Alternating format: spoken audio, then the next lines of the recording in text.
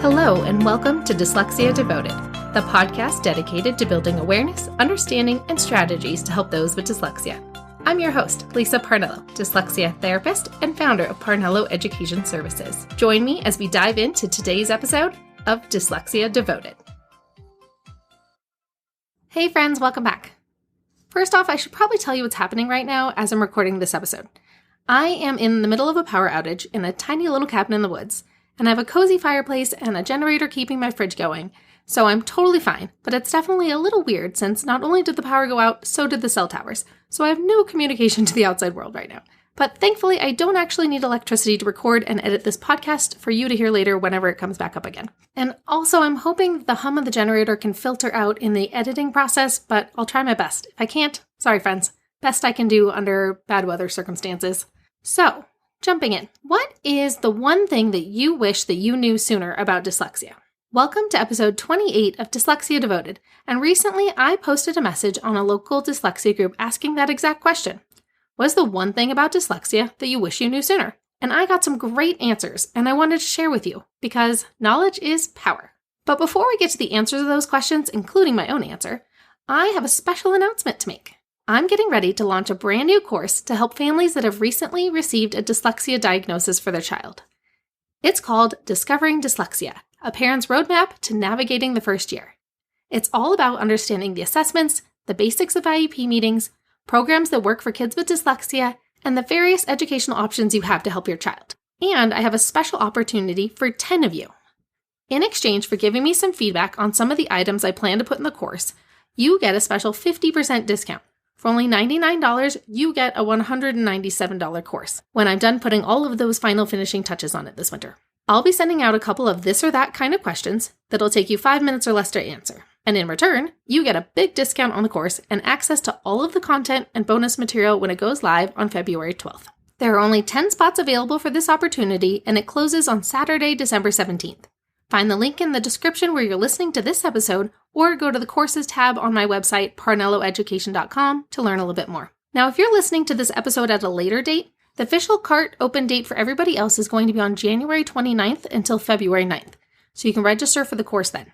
Okay, it's time to get started with our episode and let you know the things that other parents and educators wish that they knew sooner about dyslexia.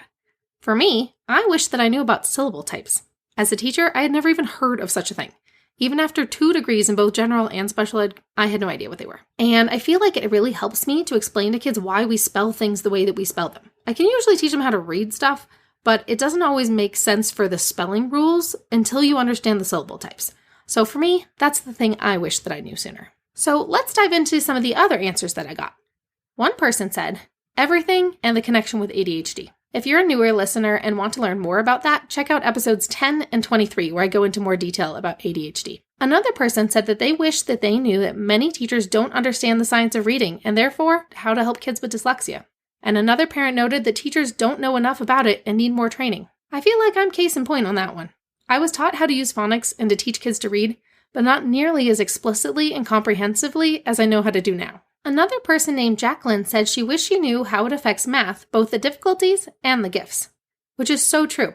It definitely has an effect on math, especially memorizing math facts and procedures and equations. I'll have to add math as a future podcast episode so that we can go a little deeper on that one. Another parent wished that they knew the early signs of it. For all of you listening, there are many different signs, but here are a few of them. One is the inability to rhyme.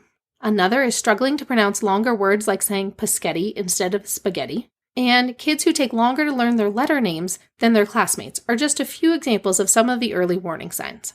Another critical fact about dyslexia that a woman named Renee pointed out is that how it can affect a child's mental health if it's not recognized. Those who don't get diagnosed with dyslexia struggle to read and keep up with their peers, and they often have a negative effect on their mental health. They develop anxiety and frustration and give up.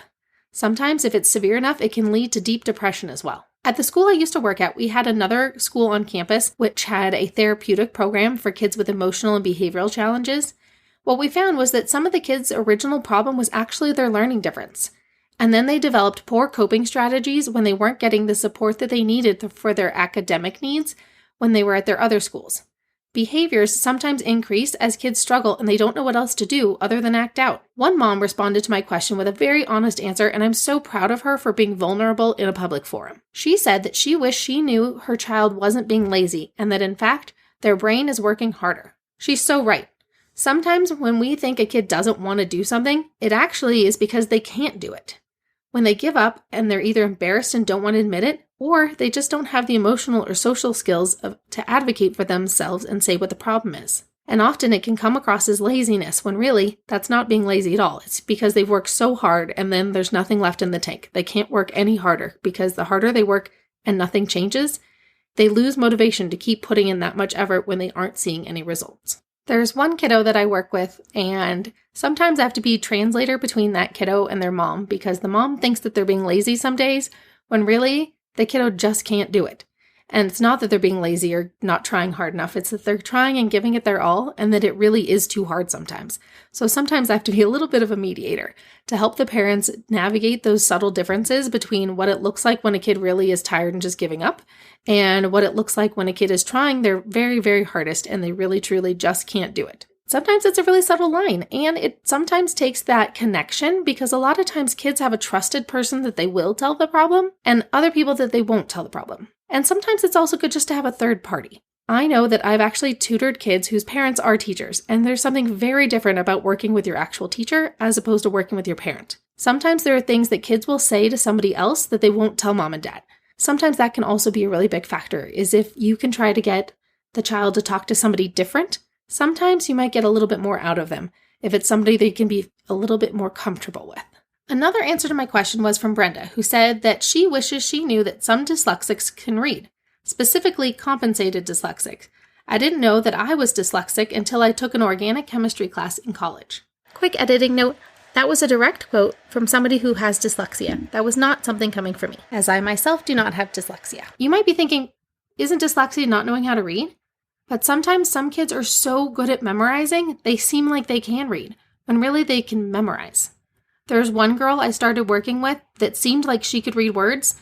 The second I handed her the word mix, she told me she had no idea what letter sound the X made, and that she had zero strategies for being able to sound out that word when it was not in a sentence. Sometimes kids are so smart that they can overcompensate for their inability to read by utilizing so many other strategies.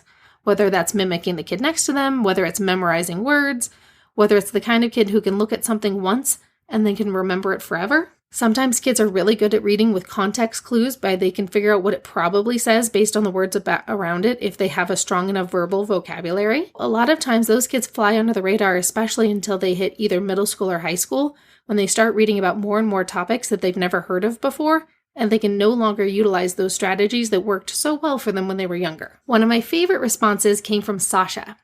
She said, "It is one of my greatest gifts and my superpower. So incredibly thankful for the lessons and growth it has shown me.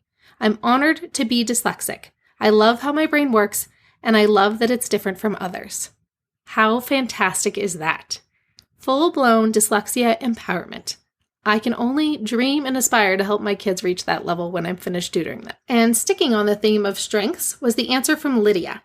She was grateful to discover the book, The Dyslexic Advantage, at the same time that her daughter was getting a dyslexia diagnosis. And she was able to explain the strengths while they were facing those struggles and difficulties. And it was really valuable to be able to point out the good that can also come along with it.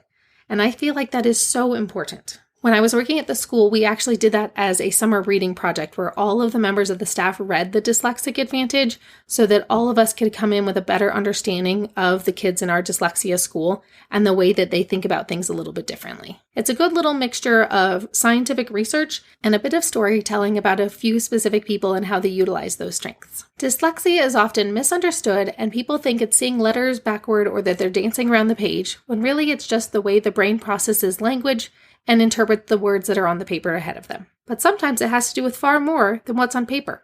Dyslexia comes out in so many other ways that have nothing to do with what's on the page. This is why it's so important that we keep spreading the word about dyslexia and making more people in our community aware of it. When you know more, you can help more kids and help them a lot sooner before some of those struggles like anxiety can kick in. I'd love to hear from you Dyslexia Devoted listeners. What is the one thing you wish that you knew sooner about dyslexia? All of my contact info is in the show description, So you can contact me your favorite way, whether that's Facebook, an email, or sending me a DM on Instagram.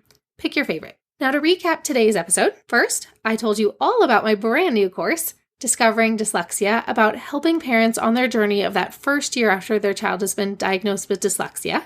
It is currently open to the first 10 participants in exchange for giving me a little bit of feedback about some of the information that you really need help with, so I can make sure the course is tailored to people just like you. If this isn't for you, then feel free to send it off to a friend of yours too. The link to register for the course will be in the show description or on my website, parnelloeducation.com, on the courses tab. Today's episode was all about the things people wish they knew sooner. Some of those examples were how it can impact math, the effect that it can have on mental health, warning signs of what to look for sooner. One of the most unfortunate facts that has been uncovered is that many teachers don't know how to help kids with dyslexia. It's not in enough teaching programs, and it's definitely not in enough curriculums used to teach kids to read in most schools today. Teachers need more training on how to help kids with dyslexia learn how to read. Okay, that's it for today. I'm really sorry if you had to hear the hum of the generator in the background.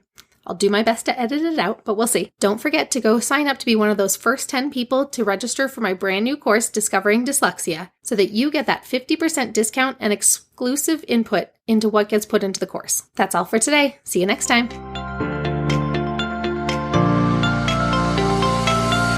Thanks for listening to today's episode of Dyslexia Devoted. Join us for our next episode by subscribing to this podcast as we devote each episode to different aspects of dyslexia. See you next time.